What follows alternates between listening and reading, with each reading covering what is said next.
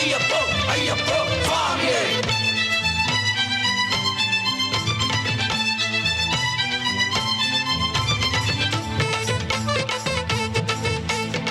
மனிதனும் மகான் ஆக முடியும், மனிதனும் தெய்வம் ஆக முடியும். எந்த சந்தர்ப்பத்தில் ஆக முடியும்? இந்த மனதை தனது கட்டுப்பாட்டுக்குள் கொண்டு வருகிற போது. அதைத்தான் நாம் தியானம் என்று சொல்கிறோம். இந்த சபரிமலை காலத்திலே விரதம் இருக்கின்ற அன்பர்கள் அத்தனை பேரையும் நாம் என்ன சொல்லி அழைப்போம் தெரியுமா? சுவாமி சுவாமி சுவாமி என்று சொல்லுவோம்.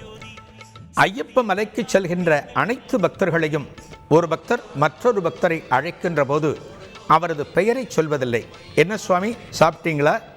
என்ன சுவாமி கோவிலுக்கு போயிட்டு வந்துட்டீங்களா? இப்படி தான் கேட்பாங்க.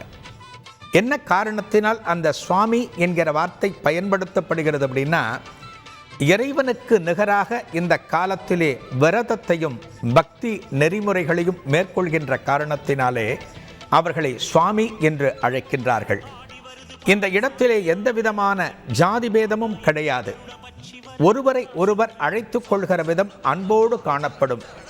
இத்தகைய ஒரு உயர்ந்த பக்குவத்தை பக்தர்களுக்கு அளிக்கக்கூடிய இடம் சபரிமலை. மனிதனின் மனத்தை அவனே புரிந்து கொள்ளக்கூடிய இடம் சபரிமலை. இதோ இந்த சபரிமலையின் அற்புதமான ஒரு தோற்றத்தை நாம் பார்த்து கொண்டிருக்கிறோம்.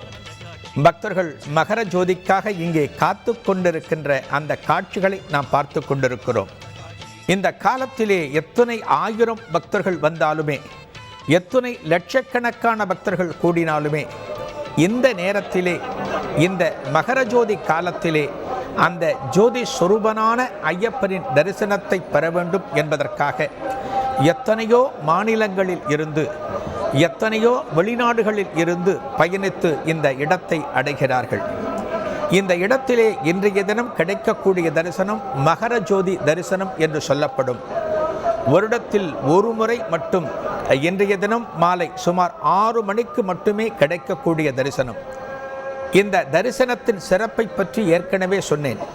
துறவி என்று சொல்லப்படுகிற இந்த ஐயப்பனுக்கு மாலைகள் அணிவித்து, ஆபரணங்கள் அணிவித்து, அருகிலே பூரணை புஷ்கலையோடு இன்றைய தினம் மட்டும்தான் நாம் கருவறையிலே தரிசிக்க முடியும்.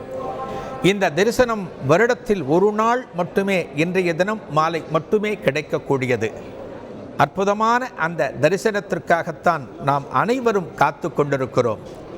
மகர ஜோதி சொரூபமாக அந்த ஐயப்பன் தரிசனம் தருகின்ற வேளையை ஆவலுடன் எதிர்நோக்கி கொண்டிருக்கிறார்கள் ஆலயத்தில் இருக்கக்கூடிய அன்பர்கள்.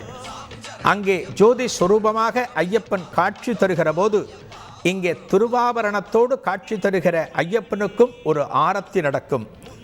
ஒரே நேரத்திலே கருவறையில் தென்படுகிற அந்த ஜோதி சொரூபனையும், காந்தமலையிலே தரிசனம் தருகிற அந்த ஜோதி சொரூபனையும் பக்தர்கள் தரிசித்து இன்புறுவார்கள். இதோ சபரிமலை ஆலயத்தின் சன்னிதான பகுதிகளை நாம் பார்த்து கொண்டிருக்கின்றோம். கொடிமரம் தெரிகிறது. பக்தர்கள் ஆர்வத்துடனும் பக்தி பூர்வமாக காத்து கொண்டிருக்கிற காட்சிகளை நாம் பார்த்து கொண்டிருக்கிறோம். ஐயப்பனின் தங்க விமானத்தையும் நாம் தரிசித்து கொண்டிருக்கிறோம். ஒரு ஆலயத்தினுடைய விமானம் என்பது மிக முக்கியமானது. எப்படி நாம் வசிக்கும் வீட்டை நாம் அழகுபடுத்துகிறோமோ, அதே போல ஒரு ஆலயத்திலே இறைவன் வீற்றிருக்கின்ற அந்த கருவறையின் விமானத்தை பெரும்பாலான ஆலயங்கள் சாதாரணமாக இருந்தாலும் சிதம்பரம், பழனி, காஞ்சிபுரம், சபரிமலை போன்ற ஆலயங்களிலே தங்கத்தினால் கூரை வைவார்கள். நமக்கெல்லாம் கொட்டி கொட்டி கொடுக்கிற அந்த ஐயப்பனுக்கு நாமும் கொஞ்சம் கொடுத்து அந்த ஐயப்பனை அழகு பார்க்கின்ற அந்த தருணம் இருக்கிறதே, அதுதான் பக்தர்கள் மனதில் ஏற்படக்கூடிய ஒரு உணர்ச்சி பூர்வமான விஷயம். இதோ சபரிமலை காட்சிகளை நாம் தரிசித்துக் கொண்டிருக்கிறோம்.